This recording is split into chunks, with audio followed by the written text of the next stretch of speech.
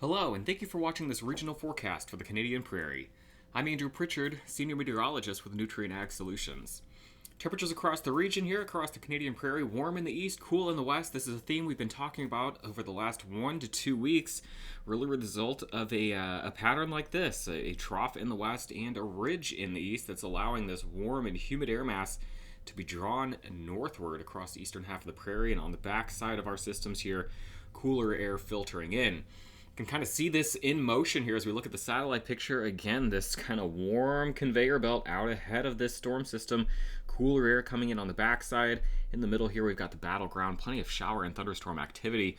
We go ahead and take a look at the radar picture here. All the way from Grand Prairie toward Winnipeg, we've got a broken line or a broken blob of shower and thunderstorm activity ongoing across the region as the heavy precipitation slowly begins to lift up to the north toward the Highway 16 corridor and north from there as we head through the remainder of the day.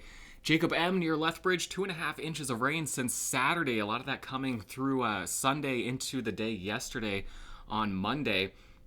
If you got similar reports, you want to tell me a different story, I would love to hear that. I appreciate Jacob reaching out. I did this in the last video. I want to keep encouraging you to reach out if you got questions, comments, feedback, photos. You want to show me some weather photos, some impacts to your crops there. If I'm missing something, if you want to get on my case about something, anything. Shoot me an email, andrew.pritchard@nutrien.com. I'm on Twitter at SkyDrama as well.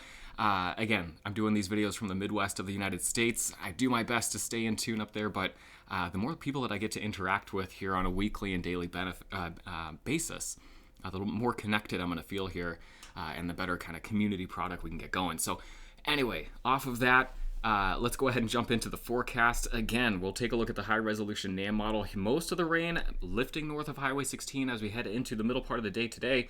We'll move into more of a pattern here over the next couple of days where we see scattered showers and storms, not quite so much of the widespread blanket of precipitation. Let's take it into this afternoon and this evening. Pretty clear across much of the prairie. We'll see quite a bit of sunshine working in for a lot of folks there until you head up towards central and northern portions of Alberta. You'll hold on to the cloud cover there, and then certainly central portions of Saskatchewan maybe holding on to mid-afternoon. But anyway, as we head into the late afternoon and the early overnight, watching portions of maybe far southern Saskatchewan, probably much of this is going to be back towards in the state of Montana here, south of the U.S. border, but maybe a couple of thunderstorms popping up across that region. We'll see the same thing as we head into the day on Thursday. A lot of people across the prairie seeing some sunshine, at least broken sunshine, with quieter conditions here as far as precipitation goes. But as we head into Thursday afternoon, Thursday evening, again watching for maybe a broken line of storms here across portions of central Saskatchewan down into central and southern Manitoba. This is where I'd be watching for those thunderstorms on Thursday afternoon and evening. As we then head into the weekend, this pattern's going to sort of reset. Let's go ahead and we'll take a look at what this looks like. Total precipitation between now and midday on Saturday. Again, the heavier, more uniform precipitation going to be found back toward the west, portions of northern and western Alberta. As we head through the next 3 to 4 days across this region, along and south of Highway 16, looking at more corridors of broken and scattered precipitation from some of those thunderstorms over the next couple of days. So again, as we just look at the next week, temperatures on the left, precipitation on the right, we're looking at these in terms of an anomaly. Again, the pattern holds on. Warmer in the west, cooler in the east, although at times it's maybe a degree or two cooler. We're not talking about any sort of plunge into a early July cool down or anything like that.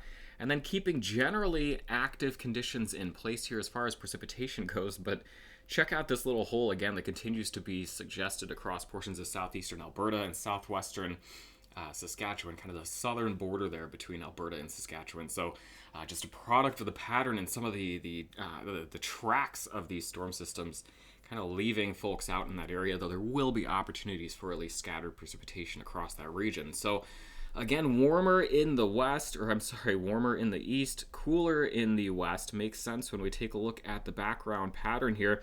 Again, a big trough here, one that's become really so amplified, this pattern, to where the ridge actually gets kind of pinched back toward the west. So we've got a ton of heat and humidity building here across the Great Lakes, across the Midwest, expanding up into portions of central Canada with cooler conditions here with kind of a pinwheeling upper level low. And this is really going to persist as we head into the first 10 days of July. You see it kind of morphing and cycling there, but in general, that background state remains. And we can get a little bit into the details then when we look at the 500 millibar vorticity plot. Again, we look at the shaded areas here, the deep shading, the orange and the red colors there. That's the areas of positive vorticity, and where we see this vorticity traveling, that's where we get upward vertical motion through the atmosphere, the development of cloud cover and precipitation. So this really helps us pin down some of the nuances here as we get into the summer months and dealing with a pattern like this.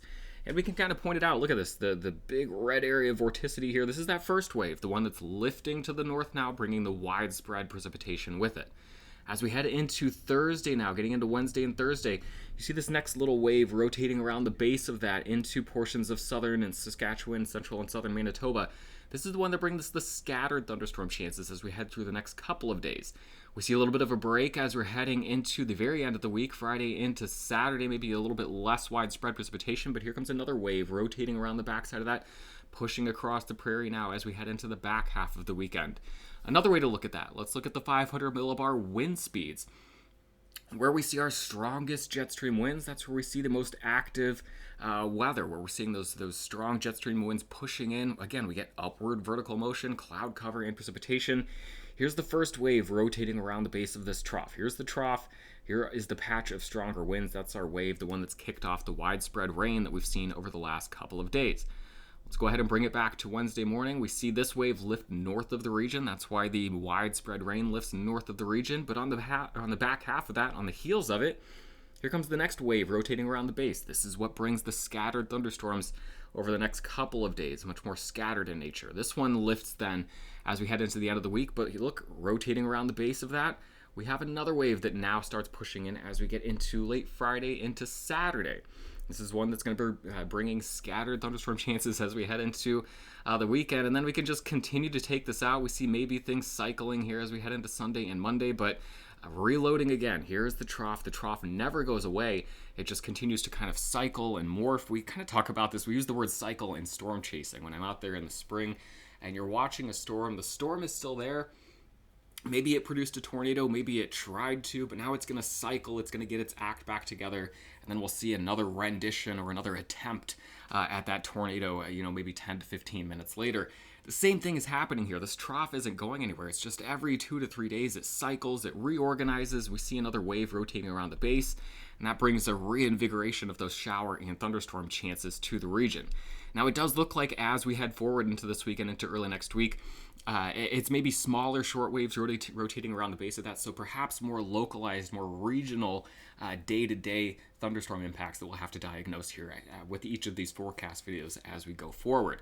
So let's look at this now in a way that makes sense. We've taken a look at the background pattern as far as 500 millibar anomalies go. We've looked at the vorticity plot. We've looked at the jet stream winds there. Now let's look at the precipitation and the surface level pressure. Again, that first wave lifting north of the region right now. That's taking the heaviest precipitation north of Highway 16 as we head through the day today. We see that next wave rotating around the base here as we get into Wednesday and Thursday. That's what brings that scattered chance for, a broken line of thunderstorms, especially as we get into the day on Thursday. That chance today going to be primarily south of the U.S. border. We're taking it all the way into Friday now, watching that second wave kind of push out of the area. Remember, we had another wave that comes rotating around the base of this as we get into the weekend here, Saturday and Sunday, and there it is. Here, the upper level winds rotating around the base of that trough right now as we get into the end of the day on Saturday and Sunday, watching for scattered thunderstorms to once again redevelop, at least in patchy nature across the prairie. We then saw maybe a little bit of a break as we head into the early part of next week, maybe Monday and Tuesday, but again, kind of just little smaller waves rotating around the base of that trough into the prairie, bringing at least chances for scattered thunderstorms as we head all the way into next week. We're into Tuesday and Wednesday now on this forecast model. So again, it's a pattern that's going to be cycling, fluctuating, but at the background state not changing, so we can't necessarily turn our backs on the active pattern here across the prairie. So total precipitation from the European model on the left, we've got the GFS over on the right. And while it's not going to come down to 100% agreement, we see very good agreement here when we look at the overall nature here. The red shading, where we're seeing that heavy precipitation, 40 to 60 millimeters, perhaps locally higher. Again, good agreement with that on the Alberta and British Columbia side. We see patchy heavy precipitation continuing across portions of central Saskatchewan into central and southern Manitoba. And then we see that little hole, or a little dry spot, being advertised by both models here, where, again, opportunities for some precipitation. Some people may not get shut out completely, but if there's anywhere here who's going to be, maybe out of luck as we head through the next 5 to 7 days, it could be that area right there on the southern border of Saskatchewan and Alberta, but otherwise continuing with quite an active pattern across the prairie. Temperatures, again, I mentioned that it's going to be cooling off across portions of the east, but not really, not that cold. It's July now. I was going to say it's late June heading into July. It is early July. If we're a couple of degrees cooler than average, we're still doing all right here. Calgary, maybe highs in the lower 20s as we head into the next week. Similar picture here in Edmonton. Regina, just a bit warmer, especially as we head into the weekend, getting that next wave rotating around the base of that trough. It'll bump us up into the upper 20s Friday and Saturday. Same story in Saskatoon. And then Winnipeg, where you're feeling much more of that warmth on the east side of this whole pattern. Temperatures continuing in the lower 30s to near 30 all the way into early next week. Have a great day. We'll talk to you once again on Friday morning.